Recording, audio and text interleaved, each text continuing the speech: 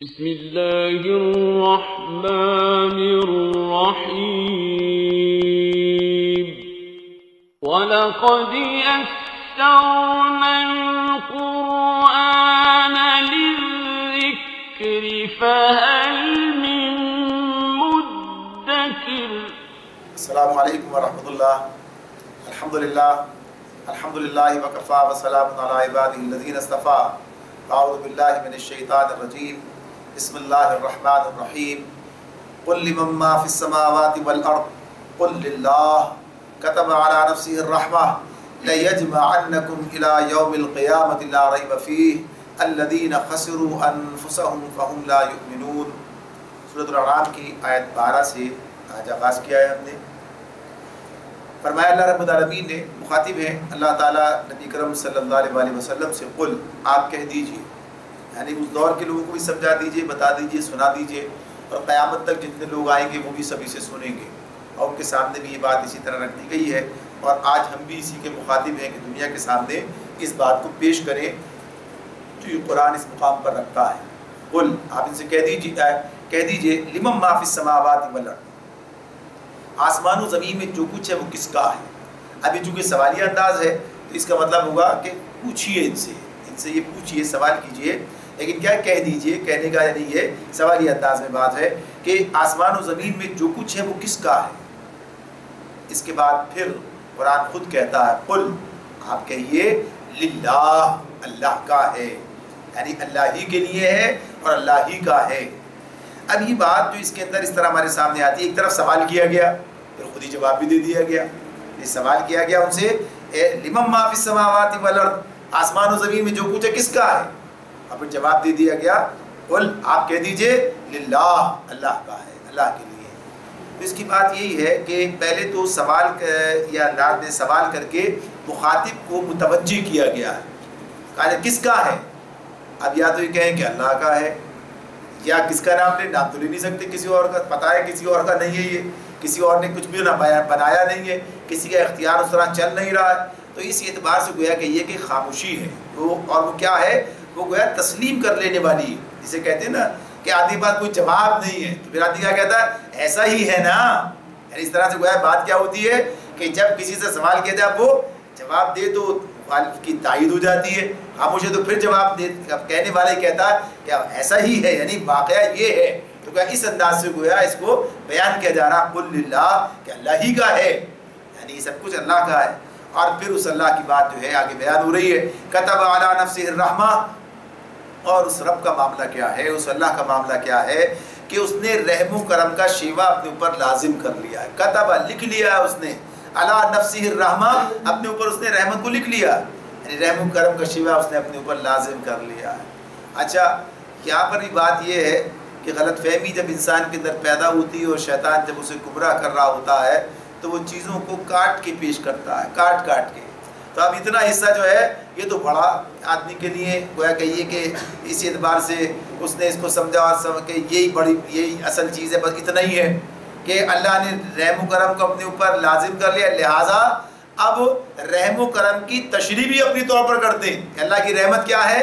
اللہ کی رحمت تو یہ ہے کہ مجرموں کو جو ہے بخش دیا جائے، اللہ کی رحمت تو یہ ہے کہ ظالموں کو ان کے ظلم کا بدلہ نہ دیا جائے، اللہ کی رحمت تو یہ، یعنی نعوذ باللہ کہ یہ تصور کر لیا گیا کہ مظلوموں کو ان کی داد رسی نہ کی جائے اور سب کو برابر کر دیا جائے۔ اللہ تعالیٰ تو کہتے ہیں افنجعل المسلمین کالمجرمین، کیا مجرم اور مسلم کو برابر کر دیں گے، کیا فرما بردار نافرمان کو ایک جیسا کر دیں گے؟ کیسی باتیں کرتے ہو، یہ کیسا حکم تم لگاتے ہو، عَلَيْكُمْ كَيْفَ تَحْكُمُونَ۔ سورۃ القلم میں اللہ تعالیٰ یہ بات کہتے ہیں۔ تو یہ اس کا مطلب قطعاً یہ نہیں ہے کہ انسان یہ سمجھ لے کہ وہ جو راستہ بھی اختیار کرے اور جو کام بھی وہ کرتا چلا جائے بہرحال اللہ تعالیٰ کی رحمت ہی اس کے دامنگیر رہے گی۔ اللہ کی رحمت کا ایک معاملہ تو مستقل انسانوں کے ساتھ ہے ہی، اور وہ کیا ہے کہ اس نے جو مہلت انہیں دے رکھی ہے اس مہلت میں وہ انہیں بار بار پلٹنے کا موقع دیتا ہے، یعنی کوئی اس کے اندر اللہ تعالیٰ کی طرف سے رکاوٹ نہیں ہے کہ انسان پلٹنا چاہے تو اسے پلٹنے کا پورا موقع دیا جائے، اگر وہ معافی مانگنا چاہے تو اس کی معافی جو ہے قبول کر لی جائے، توبہ اس کی قبول کر لی جائے، اس کو معاف کر دیا جائے، تو اللہ کی مہربانی ہے۔ اور یہ بھی اللہ تعالیٰ کی مہربانی ہے کہ وہ انسان کو اس کے مواقع عطا فرماتا ہے، اور یہ بھی اس کی مہربانی ہے کہ اس کے لیے اس نے بہت سے اہتمام کر رکھے ہیں، یعنی رسولوں کو بھیجا ہے، کتابیں نازل کی ہیں اور سمجھانے والے رکھے ہیں، بتایا، لوگوں کی ذمہ داری لگائی ہے کہ تم جو ہے لوگوں تک بات پہنچاتے رہو، امر بالمعروف نہی عن المنکر کا کام کرتے رہو۔ یہ اللہ تعالیٰ مختلف طریقوں سے بھی انسان کو متوجہ کرتا ہے، کبھی مصیبت ڈال کر، کبھی اسے گویا کر نواز کے کہ تاکہ آ جائے بندہ۔ یہ سب تفصیلات آتی ہیں اپنے اپنے مقام پر، تو یہ بھی اس کی رحمت کا مظہر ہے۔ لیکن ساتھ ساتھ اللہ تعالیٰ کیا کہتے ہیں؟ کتب علی نفسہ الرحمہ لَيَجْمَعَنَّكُمْ إِلَىٰ يَوْمِ الْقِيَامَةِ لَا رَيْبَ فِيهِ، قیامت کے روز وہ تم سب کو ضرور جمع کرے گا، یعنی لَيَجْمَعَنَّكُمْ لازماً وہ تمہیں جمع کرے گا إِلَىٰ يَوْمِ الْقِيَامَةِ، قیامت کے دن، لَا رَيْبَ فِيهِ، یعنی اس میں کوئی شک نہیں ہے، یہ ایک بالکل غیر مشتبہ حقیقت ہے کہ وہ تمہیں جمع کرے گا۔ اب یہ جمع کس لیے کرے گا؟ یعنی یہ بات جو ہے، یہ جمع کرنے کا مقصد کیا ہوگا؟ سب کو جو ہے انعام و اکرام سے نواز کے جنت میں بھیج دیا جائے۔ اللہ تو قرآن مجید بیان کر رہے ہیں کہ جنت بھی بنائی ہے، دوزخ بھی بنائی ہے، جنت میں بھی جائیں گے لوگ، دوزخ میں بھی جائیں گے لوگ، یعنی اس اعتبار سے یہ بات بتا دی کہ یہ بھی اللہ کی رحمت کا معاملہ ہے۔ اور اس تناظر میں دیکھا جائے، یہ ایک بڑا تفصیلی مضمون ہو جائے گا، اس کی وسعت کے اس وقت ہم جو ہے گویا مکلف نہیں کر سکتے اس کو اس طرح کہ اس پر پوری بات کر سکیں کہ اللہ تعالیٰ کی رحمت کس بنیاد پر، یعنی قیامت کا واقع ہو جانا۔ جو لوگ آج دنیا کے اندر، یعنی اختصار کی بات کیا ہے کہ جو دنیا کے اندر اللہ تعالیٰ کی فرما برداری کر رہے ہیں، جو دنیا کے اندر آج حق کا علم اٹھا کے کھڑے ہیں اور اس کی خاطر تکلیفیں سہتے ہیں، مصیبتیں برداشت کرتے ہیں، قربانیاں دیتے ہیں، سب کچھ کرتے ہیں، ایک دن تو آنا چاہیے جس دن ان کو ان کے عمل کا نتیجہ سامنے آئے، ان کو ان کا انعام دیا جائے، اور اس امتحان کی بھی کوئی حد ہونی چاہیے۔ یعنی ایک بات تو یہ کہ امتحان ہے، لامحدود ہے، بس امتحان مستقل ہے، تو انسان تو ظاہر سی بات ایسا تو نہیں ہو سکتا، اگر کسی کا امتحان لامحدود کر دیا جائے تو پھر وہ اس امتحان کے اندر کامیابی حاصل نہیں کر سکتا، نہیں چل نہیں سکتا وہ۔ ابھی تو بات کیا ہے؟ کچھ دن کی بات ہے، یہ آدمی برداشت کرے، اللہ تعالیٰ کی طرف سے آئی ہوئی جو بھی چیزیں اس کے سامنے، ان کے مطابق معاملات جو بھی اس کے مشکل آسانی جیسی بھی ہے گوارا کرتا ہوا وقت گزارے، اور ایک دن ایسا آئے گا کہ سب کا انعام اسے ملے گا۔ کوئی بیمار ہوتا ہے تو بیماری کے حوالے سے، کوئی مصیبت زدہ ہے تو مصیبت کے حوالے سے، کوئی کہیے کہ ظلم سے اراد اس کے حوالے سے، کوئی حق کا علم لے کے کھڑا قربانیاں دے رہا اس کے حوالے سے۔ غرض یہ کہ ہر ایک اپنے اس معاملے میں اسے پتا ہے کہ یہ اس کا ایک مدت متعین ہے جس کے اندر اسے ایک بہترین کارگزاری پیش کرنی ہے، اور اس کے بعد پھر واپس بلا لیا جائے گا، پھر واپس بلا کر اسے انعام و اکرام سے نوازا جائے گا۔ غرض یہ کہ یہ بات اس اعتبار سے انسان کے لیے اللہ تعالیٰ کی رحمت کا معاملہ ہے، اور یہ بھی رحمت کا معاملہ ہے کہ آج جو بڑے بڑے ظالم ہیں، بڑے بڑے جابر ہیں اور انسانیت پر ظلم کر رہے ہیں، ان کے بارے میں بھی یہ ایک فرد مومن کو یہ بات پتا ہے کہ مہلتیں ان کی عمل بھی محدود ہے، ایک وقت ایسا آئے گا کہ اللہ تعالیٰ انہیں پکڑ لے گا اور پھر انہیں ان کے جرائم کا سب جواب دیا جائے گا۔ جتنا ظلم یہ کر رہے ہیں، جتنا گویا کہیے کہ دنیا کو برباد یہ کر رہے ہیں، اس کا انجام ایک دن یہ بھگتیں گے، سامنے آئے گا۔ اللہ کی مہربانی ہے کہ آپ وہ جو ہے ظالم کو پکڑے اور اس کو اس کے ظلم کی سزا دے، یہ مظلوموں کے ساتھ مہربانی کا معاملہ ہے۔ تو یہ اللہ کی رحمت کی بات ہے کہ جس میں بتا دیا گیا کہ قیامت کا واقع ہونا، اور پھر قیامت کا واقع ہونے کے بعد اور حشر کا دن ہونا، اور پھر اس اعتبار سے اللہ تعالیٰ کا لوگوں کو ان کے اعمال کے مطابق جزا و سزا دینا، یہ بھی اسی پر مشتمل ہے۔ فرمایا الذین خسروا انفسهم فهم لا یؤمنون، لیکن معاملہ کیا ہے کہ خسارے میں پڑ گئے۔ کیا ہو گیا؟ خسارے میں۔ اور کس کو ڈالا خسارے میں؟ خسروا انفسهم، اپنے آپ کو خود خسارے میں ڈال لیا، یعنی کن لوگوں نے؟ فهم لا یؤمنون، جو اس پر ایمان نہیں لاتے، یعنی جن لوگوں نے اپنے آپ کو تباہی کے خطرے مبتلا کر لیا وہ اسے نہیں مانتے۔ تو اس اعتبار سے بات کیا ہے؟ یہی بات ہے کہ اس کو یعنی خسارہ کا فیصلہ کر لیا انسان نے خود، جس نے خسارے کا فیصلہ کر لیا تو اسے کوئی بچا نہیں سکے گا۔ تو اللہ تعالیٰ نے انداز یہ اختیار کیا ہے کہ جنہوں نے اپنے آپ کو خسارے میں مبتلا کرنے کا فیصلہ کر لیا ہے، تباہی کے خطرے مبتلا کر لیا، وہ اسے نہیں مانتے، یعنی اس قیامت کے دن جمع کیے جانے کو تسلیم نہیں کرتے، اس پر ان کا ایمان نہیں، آخرت پر، اور یہ ان کی تباہی کا سبب ہے۔ قل، بلکہ آگے کہا وَلَهُ مَا سَكَنَ فِي اللَّيْلِ وَالنَّهَارِ وَهُوَ السَّمِيعُ الْعَلِيمُ۔ اب اللہ تعالیٰ کی صفات کے اعتبار سے مزید باتیں بیان ہو رہی ہیں۔ وَلَهُ مَا سَكَنَ فِي اللَّيْلِ وَالنَّهَارِ، رات کے اندھیرے اور دن کے اجالے میں جو کچھ ٹھہرا ہوا، سکن سکون کے ساتھ ٹھہرا ہوا ہے، یعنی جو کچھ بھی ہے، ایک تو بات وہ تھی جو پیچھے گزری، اس میں کہا گیا کہ آسمان و زمین میں جو کچھ ہے اللہ کا ہے۔ اب یہاں اس کے دوسرے پہلو کے سامنے آگے بات، یعنی ایک ہی بات کو کئی انداز سے کئی پہلوؤں سے بیان کیا جائے۔ تب کیا کہا، یہ ظاہر ہے اگر کائنات کی بات کہیں تو کیا کہیں گے، ہم کہیں گے کہ زمین و آسمان ہمارے سامنے یہی چیزیں ہیں، یعنی اس اعتبار سے بات کریں گے۔ اور پھر ہم کہیں گے تو دوسری بات کیا کہیں گے، شب و روز، رات اور دن، یعنی یہی ہے، اس کے علاوہ تو کوئی چیز نہیں ہے۔ تو اندھیرے اور اجالے کی بات ہو گئی، تو اس اعتبار سے یہ لیل و نہار کی بات ہو گئی، رات اور دن کی بات ہو گئی۔ تو اس اعتبار سے یہ بات بتا دی گئی کہ دن اور رات، یعنی اس کے اندر بھی جو کچھ ہے سب اللہ کا ہے، اسی کے لیے رات کے اندھیرے اور دن کے اجالے میں جو کچھ ٹھہرا ہے سب اللہ کا ہے۔ وَهُوَ السَّمِيعُ الْعَلِيمُ، اور وہ سب کچھ سنتا اور جانتا ہے۔ تو یہ اللہ کی سننے اور جاننے کی جو صفت ہے، یہ جو بار بار بیان ہو رہی ہے، اس کا مطلب کیا ہے؟ اللہ سنتا اور جانتا ہے، یعنی اس کا مطلب یہ ہے کہ جو کچھ ہو رہا ہے سب سن رہا ہے، سب دیکھتا ہے، جانتا بھی ہے۔ ایک تو یہ ہے کہ بھائی بیچارے کو پتہ ہی نہیں چلا کہ یہ معاملہ ہے، یا اس کو تو خبر ہی نہ ہوئی کہ جو کچھ کرتا۔ یہاں یہ بات کہ سب کچھ پتہ ہے، سب کچھ سنتا ہے، سب کچھ جانتا ہے اللہ تعالیٰ، اور ساری چیزوں کا مالک بھی ہے، اختیار بھی ہے، ساری چیزیں اختیار کلی اسے حاصل ہے، سب کچھ یہ سارا اس صورت کے اندر ہمارے سامنے آ رہا ہے، اور جانتا بھی ہے اور پتہ بھی ہے سب کچھ ہے، پھر کچھ نہیں کرتا۔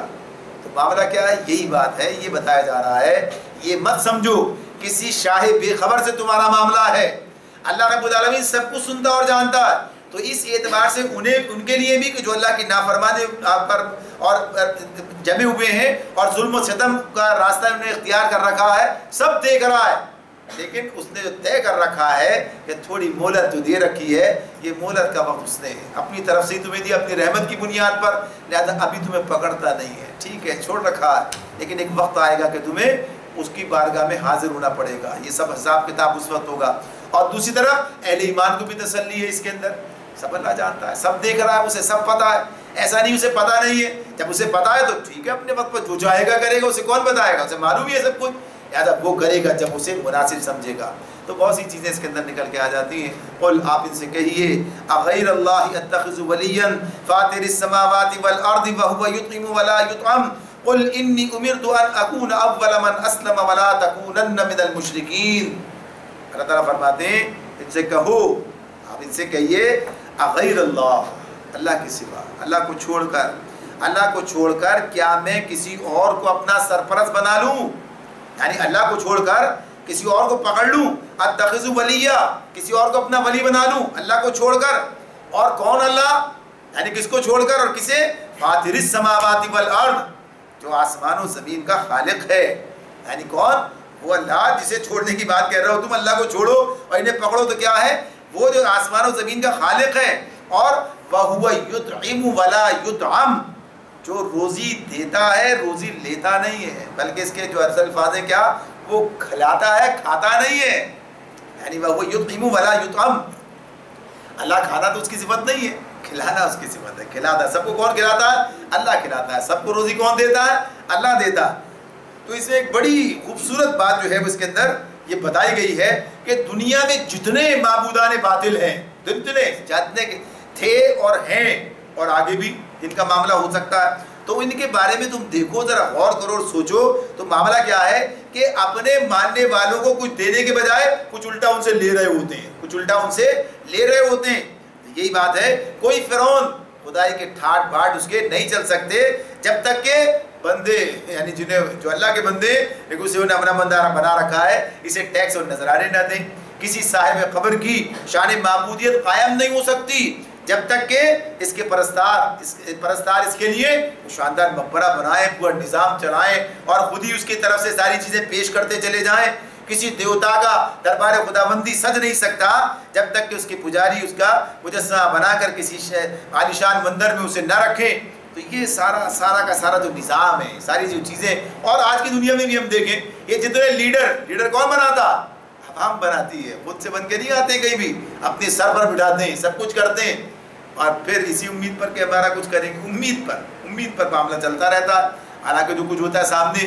تو اس اعتبار سے جنہیں یہ اللہ کے سوا کیا جائے، یہ تو دنیا میں اسباب کی دنیا کا معاملہ ہے، لیکن جہاں مسبب الاسباب انہیں سمجھ لیا جائے تو ان کے پاس تو کچھ بھی نہیں ہے، تو یہ معاملہ ان کا ہے۔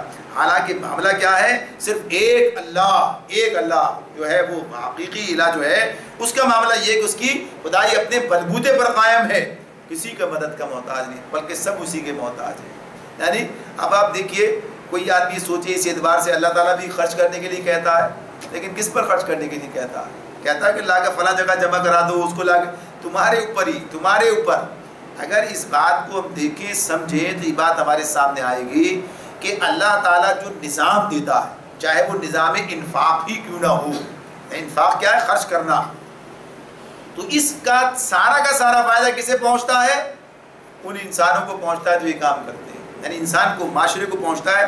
دیکھیے معاشرہ جب ترقی کرتا ہے تو اس ترقی میں ہر فرد فائدہ اٹھاتا ہے، ہر فرد اس کا فائدہ اٹھاتا ہے۔ تو اس معاملے میں یہ بات اپنی جگہ پر ہے کہ جو کچھ بھی انسان خرچ کرتا ہے، چاہے وہ کسی اور پر خرچ کر رہا ہے، لیکن اس کا ایک فائدہ اس کی طرف پلٹتا بھی ہے، اور جو اس کے نتیجے میں جو چیزیں اسے بھلائیاں حاصل ہوتی ہیں وہ اپنی جگہ پر ہے۔ تو ایسا نہیں ہوتا کہ انسان کہیں اور جا کر جو ہے کسی اور کو دے کر آ رہا اور مجھے تو اس کا کچھ بھی نہیں مل رہا، کچھ مجھے اس کا فائدہ حاصل نہیں ہو رہا۔ حالانکہ جب انہی تمام چڑھاووں پر جو انسان چڑھاتے ہیں اور سارے پہنچاتے ہیں تو ان کے معاملات کیا ہیں؟ ایک موہم امید پر کام چل رہا ہوتا ہے، باقی معاشرے کو جو کچھ ملنے کی بات ہے، جو گویا کہ یہ انفاق کا جو پورا نظام، اس کے تحت جو نظام بنتا ہے اور جو اس کے فوائد ہیں وہ اپنی جگہ پر ایسے ہیں کہ جنہیں انسان اگر ذرا سی بھی سمجھ اور عقل سے کام لے تو اس کے سامنے آ سکتے ہیں کہ یہ سب اللہ نے بنا رکھے ہیں۔ تو یہ بتا دیا کہ یہ کیفیت ہے، اس اللہ کو چھوڑ دوں اور اس کی طرف چلا جاؤں جو خود دوسروں کا محتاج ہے۔ قل، آپ ان سے کہہ دیجئے، انی امرت ان اکون من اول من اسلم، کہ مجھے تو یہی حکم دیا گیا ہے کہ سب سے پہلے میں ہی اس رب کے آگے، اس اللہ کے آگے سر تسلیم خم کروں، یعنی اسے مسلم میں بن جاؤں، تسلیم کروں۔ ولا تکونن من المشرکین، اور مجھے یہ حکم دیا گیا ہے کہ تو بہرحال مشرکوں میں شامل نہ ہو، کوئی شرک کرے کرتا چلا جائے، مجھے یہ حکم ہے کہ میں مشرک نہیں ہو سکتا، میں شرک نہیں کر سکتا۔ تو تمہارا جو مطالبہ ہے، تم جو باتیں مجھ سے کرتے ہو، یہ جو مطالبات کرتے ہو اور مختلف قسم کی پیشکشیں کرتے ہو، یہ کوئی قبول نہیں کی جا سکتی۔ میں تو اس اللہ کے ساتھ وابستہ ہو گیا ہوں جس کی حقیقت تم نہیں پہچان رہے۔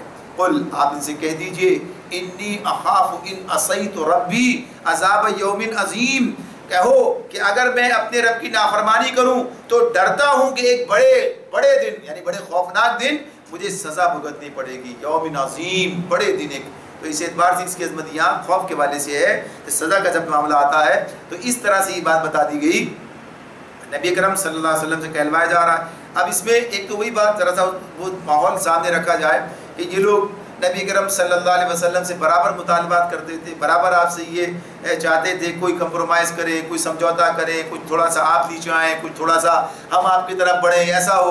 تو یہ بات بتا دی، ایک تو بات یہ ہے کہ تم بے حقیقت چیزوں کی طرف مجھے بلاتے ہو اور میں حقیقت کی طرف تمہیں بلاتا ہوں، ایک بات۔ دوسری بات، یہ کچھ نہیں کر سکتے، لیکن وہ رب عظیم جو ہے اس کا معاملہ کیا، اگر اس کی نافرمانی کی گئی تو وہ عذاب عظیم سے دوچار کر دے گا۔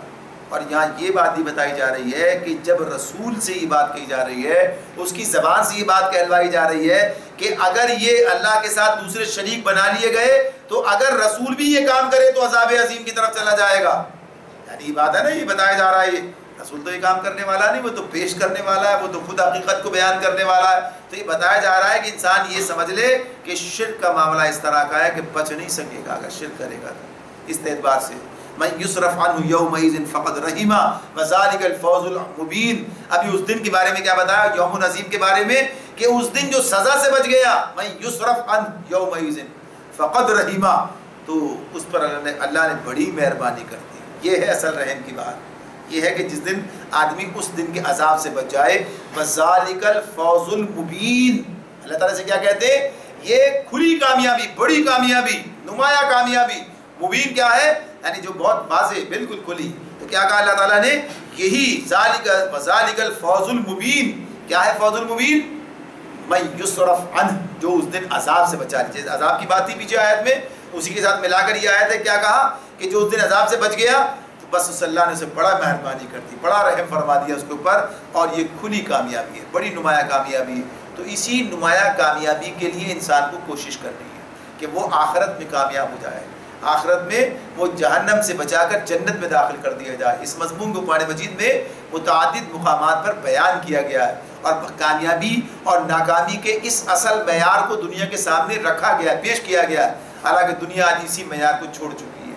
آج اہل ایمان کا بھی معاملہ یہ ہے کہ وہ دنیاوی کامیابیوں کو ہی اصل کامیابی سمجھتے ہیں، جو بظاہر کامیابی حقیقت میں ناکامی ہے، جو بظاہر کامیابی ہے لیکن حقیقت میں ناکامی ہے. یعنی انسان ظلم کرتا ہے اور ظلم کر کے کچھ حاصل کرتا ہے تو کامیابی نہیں ناکامی ہے یہ. اگر انسان جو ہے حق فروشی کے ساتھ کچھ معاملہ اپنا بناتا ہے کچھ چیزیں حاصل کر لیتا ہے تو کامیابی نہیں ناکامی ہے یہ. اگر انسان باطل کے پیچھے چلا جاتا ہے اس کا پیروکار بن جاتا ہے ناکامی ہے. تو اس اعتبار سے دنیا کے اعتبار سے بھی اگر دیکھے اور اصل تو آخرت کی بات ہے یہ. اصل تو بات یہ کہ جس کا نتیجہ آخرت میں انسان کے حق میں جنت کی صورت میں نکل آئے وہی کامیابی ہے, چاہے بظاہر وہ یہاں پر ناکامی نظر آ رہی ہو. آدمی دیکھتا ہے کہ ایک آدمی محنت کرتا ہے سب کچھ کرتا ہے لگاتا ہے کھپاتا ہے بظاہر دنیا سے مجھے کیا کر رہا ہے لیکن اسے پتہ ہوتا ہے کہ میں کیا کر رہا ہوں, یہ کون سی سرمایہ کاری ہے, کیا نتیجہ کل سامنے آنے والا ہے. تو کامیابی جس کے لیے انسانوں کو کوشش کرنی چاہیے تو اللہ تعالیٰ یہی بات بتاتے ہیں یہ کامیابی ہے اور اسی کے لیے تمہیں کوشش کرنی چاہیے. وَلَا تَسْتَوِي الْحَسَنَةُ اس میں کہا کہ جنت میں جانے والے اور دوزخ میں جانے والے برابر نہیں ہیں. اللہ تعالیٰ یہ بات کہتے ہیں تو اس میں یہ بات کہتے ہیں کہ جنت میں اصحاب الجنت هم الفائزون, جنت میں جانے والے ہی اصل میں کامیاب ہیں. اصحاب الجنت هم الفائزون, تو جنت میں چلا گیا اصل کامیابی تو یہی ہے. کل نفس ذائقۃ الموت, تم میں سے ہر ایک کو موت کا مزہ چکھنا ہے اور تم قیامت کے دن اپنے پورے بدلے پانے والے ہو. تو جو اس دن آگ سے بچا لیا گیا اور جنت میں داخل کر دیا گیا وہی کامیاب ہے, وہی تو یہ کامیابی کو بار بار پیش کیا گیا اسی اعتبار سے کہ انسان اس حقیقی کامیابی پر نظر رکھے اور اس کے لیے کوشش کرے. اور ظاہر یہ کامیابی اسی کو ملے گی کہ جو اس کے لیے محنت کرے گا, کام کوشش کرے گا, یعنی اللہ سے وابستہ ہوگا. اللہ تعالیٰ نے جو جنت کا راستہ بتایا ہے اس دین پر عمل کرنا, اس دین کو اپنی زندگی میں اپنی ذات کے اوپر زمین پر قائم و نافذ کرنے کی جدوجہد کرنا, یہی جنت کا راستہ. وَإِن يَمْسَسْكَ اللَّهُ بِضُرٍّ فَلَا كَاشِفَ لَهُ إِلَّا هُوَ وَإِن يَمْسَسْكَ بِخَيْرٍ فَهُوَ عَلَى كُلِّ شَيْءٍ قَدِيرٌ. اس دنیا میں زندگی بسر کرتے ہوئے جو مسائل آتے ہیں تو اس کے بارے میں اللہ تعالیٰ فرما دیا اگر اللہ تمہیں کسی قسم کا نقصان پہنچانا چاہے, اگر کسی قسم نقصان پہنچائے, وَإِن يَمْسَسْكَ اللَّهُ بِضُرٍّ اللہ تعالیٰ تمہیں کوئی ضرر کوئی نقصان تمہیں کسی قسم کا پہنچائے تو فَلَا كَاشِفَ لَهُ إِلَّا هُوَ, تو اس کے سوا کوئی نہیں جو تمہیں اس نقصان سے بچا سکے. نقصان اور فائدہ کس کے اختیار میں ہے؟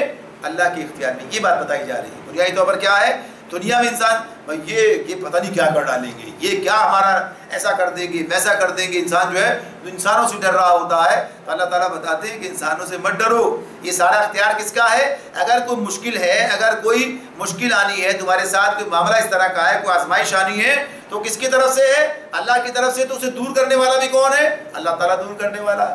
اگر تکلیف کی صورت میں آ جائے, یہ کہ آزمائش کی صورت میں آ جائے, یہ سزا کی صورت میں بھی آ جائے تو اللہ ہی سے معافی مانگو, اللہ ہی اسے ہٹانے والا ہے اس تکلیف کو.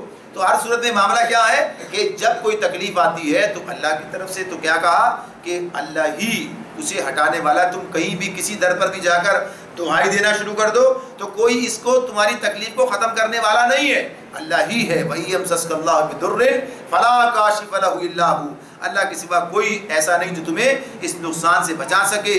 وَإِن يَمْسَسْكَ بِخَيْرٍ فَهُوَ عَلَى كُلِّ شَيْءٍ قَدِيرٌ, اور اگر وہ تمہیں کسی بھلائی سے بہرہ مند کرے تو وہ ہر چیز پر قادر ہے. وَإِن يَمْسَسْكَ بِخَيْرٍ فَهُوَ عَلَى كُلِّ شَيْءٍ قَدِيرٌ. تو توحید کا بیان ہے اصل میں یہ, اس سے بتایا جا رہا ہے کہ ہر چیز اللہ کے اختیار میں. تو یہاں اس حوالے سے بھی کہہ دیا گیا کہ اللہ تعالیٰ کوئی بھلائی تمہیں دے, جو خیر تمہارے لیے رکھے, اب کوئی روک سکتا ہے؟ کوئی بندش لگا سکتا ہے کہ بھائی بندش کرا دی گئی ہے, بندش ہے اور رکاوٹ ہے؟ کوئی. اللہ جب اللہ کا فیصلہ ہو کہ یہ خیر اس بندے کو ملنی ہے تو مل کر رہے گی, کوئی روک نہیں سکتا, کوئی ٹوک نہیں سکتا. جیسے مشرکین مکہ نے کتنا زور لگا لیا لیکن جو عروج اللہ نے رکھا تھا اپنے وقت پر آ کر رہا, یعنی اہل ایمان کو ملا. ان کی ساری کوششیں بیکار چلی گئیں, ضائع ہو گئیں, حقارت ہو گئی, کچھ نہ کر سکے. تو اس اعتبار سے بتا دیا گیا کہ اگر وہ تمہیں کوئی بھلائی پہنچانا چاہے, کسی بھلائی سے تمہیں بہرہ مند کرے, کوئی خیر کا معاملہ تمہارے ساتھ کرنا چاہے تو کوئی رکاوٹ نہیں ڈال سکتا, وہ ہر چیز پر قدرت رکھتا ہے. وَهُوَ الْقَاهِرُ فَوْقَ عِبَادِهِ, یہ بڑی بات ہے جس کے اندر اللہ تعالیٰ, یہ سارا معاملہ عقیدے کا ہے, عقیدے کا ہے. انسان کا اللہ پر یہ اعتماد, یہ عقیدہ بن جائے اور وہ سمجھ لے اس کو پوری طرح, کیونکہ بہت سے مسئلے حل ہوتے ہیں. تو فرمایا وَهُوَ الْقَاهِرُ فَوْقَ عِبَادِهِ, وہ اپنے بندوں پر کامل اختیار رکھتا ہے. فوق عبادی وهو القاہر, قاہر یعنی پوری طرح سے اس کی دسترس میں, اس سے باہر کوئی نہیں نکل سکتا, کوئی باہر سے ہو. اور یہ کون سے بندے ہیں؟ سارے بندے ہیں دنیا کے اندر، سبھی اللہ کے بندے ہیں. چاہے اسے تسلیم کریں تب بھی، تسلیم نہ کریں تب بھی. فرق کیا پڑے گا؟ فرما بردار بندے یا نافرمان بندے، باغی بندے یا مطیع بندے، ہیں تو سبھی بندے. کوئی اللہ سے باہر تو نہیں ہے کہ کچھ اور بن جائے گا، یہ کوئی معبود بن جائے گا بجائے بندہ ہونے کے. سب بندے، صرف ایک اللہ معبود ہے. اس اعتبار سے کہا کہ وہ ہر ایک پر کلی اختیار، سب کے سب اس کے قدرت کے اندر ہیں، یعنی اس کے اختیار کے اندر ہے، اس کا اختیار سب پر ہے. تو کیا کہا؟ وَهُوَ الْحَكِيمُ الْخَبِيرُ، اور وہ دانا اور باخبر ہے. یعنی ساتھ ساتھ اب آج کی دنیا میں جو صورتحال ہے ہم دیکھتے ہیں، ایک بڑے مسائل ہیں. آج دنیا میں ایسے لوگ جو کہ ظلم و ستم کا بازار گرم رکھے ہوئے ہیں.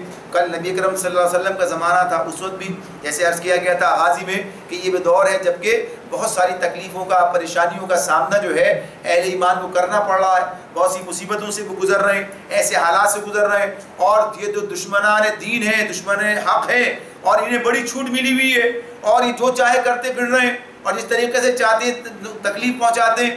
تو یہ کہا کہ ایسا نہیں کہ یہ ہماری قدرت سے باہر ہے، یہ ہماری قدرت سے باہر ہے کوئی، اور ہم انہیں پکڑ نہیں سکتے. یہ ایک نظام، ایک مہلت ہے جو ہم نے دے رکھی ہے اس اعتبار سے. اور یہ جو ہم چلا رہے سسٹم بناتے ہیں نا اللہ تعالیٰ، تو یہ آگے بات آئے گی، کل انشاءاللہ تعالیٰ یہ بات آ جائے گی ہمارے سامنے کہ اللہ نے جو یہ سارا سسٹم بنایا، جو حق و باطل کی کشمکش کا نظام بنایا، اس میں حق کے علم برداروں کو خود آگے بڑھ کر اپنی سچائی کا ثبوت دینا پڑتا ہے. اور اس اعتبار سے گویا کہ حق اور باطل کی کشمکش جو ہے، اس کے ذریعے سے اللہ تعالیٰ بہت سی حجتیں لوگوں پر تمام کر رہا ہوتا. اس کا نظام ہے یہ. اس کا مطلب یہ نہیں ہے کہ ابھی اللہ کا بس نہیں چلتا لہذا بھی برداشت کرو، جب وقت آئے گا اس وقت دیکھ. ایسا نہیں ہے. یہ اللہ تعالیٰ کے اپنے نظام کا، اپنے گویا کہیے کہ سسٹم کا حصہ ہے. یہ اس کی اپنی مشیت کے تحت یہ سارے کام ہو رہے ہیں. تو کل بھی اور آج بھی یہ سب کچھ جو ہو رہا ہے، یعنی اس اللہ کی دسترس سے باہر نہیں ہے.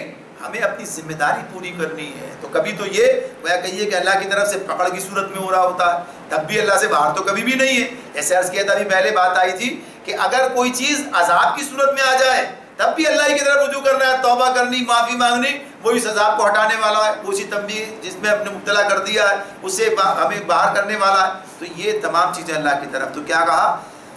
اپنے بندوں پر کامل اختیار رکھتا ہے، اور لیکن حکمت اور خبر کے ساتھ معاملہ کرتا ہے. یعنی اللہ تعالیٰ اپنی حکمت کے ساتھ معاملہ کر رہا ہے. ایسا نہیں ہے کہ اچھا بھائی ٹھیک ہے اب جیسی ذرا سا کچھ ہوا فوراً معاملہ کچھ کا کچھ کر دیا گیا.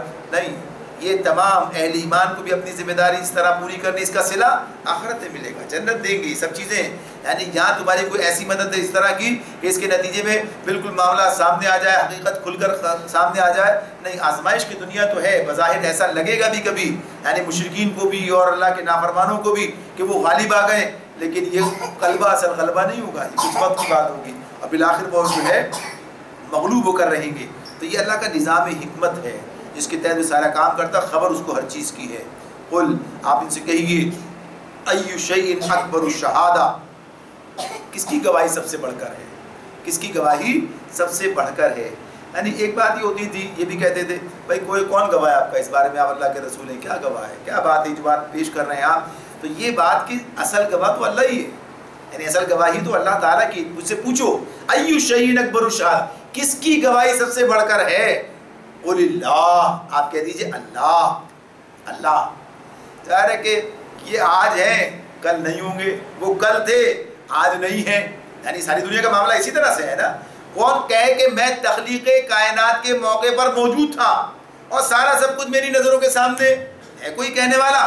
کوئی کہنے والا نہیں. وہ آپ ان سے کہہ دیجئے اللہ. اللہ کی گواہی سب سے بڑھ کر ہے جس نے کائنات کو تخلیق بھی کیا، وہی ازل ابد ہر چیز سے واقف. شہید بینی و بینکم، اور وہی میرے اور تمہارے درمیان وہی اللہ ہی گواہ ہے. وَأُوحِيَ إِلَيَّ هَذَا الْقُرْآنُ لِأُنذِرَكُم بِهِ وَمَن بَلَغَ، اور یہ قرآن میری طرف بذریعہ وحی بھیجا گیا ہے. یعنی کہ اللہ کی طرف سے. ابھی شہادت کی بات اتنی کی، پھر آگے اور بات شہادت کی آ رہی. درمیان میں کیا کہا؟ اب اس کے لیے اللہ نے کیا انتظام کیا؟ یہ قرآن نازل کیا.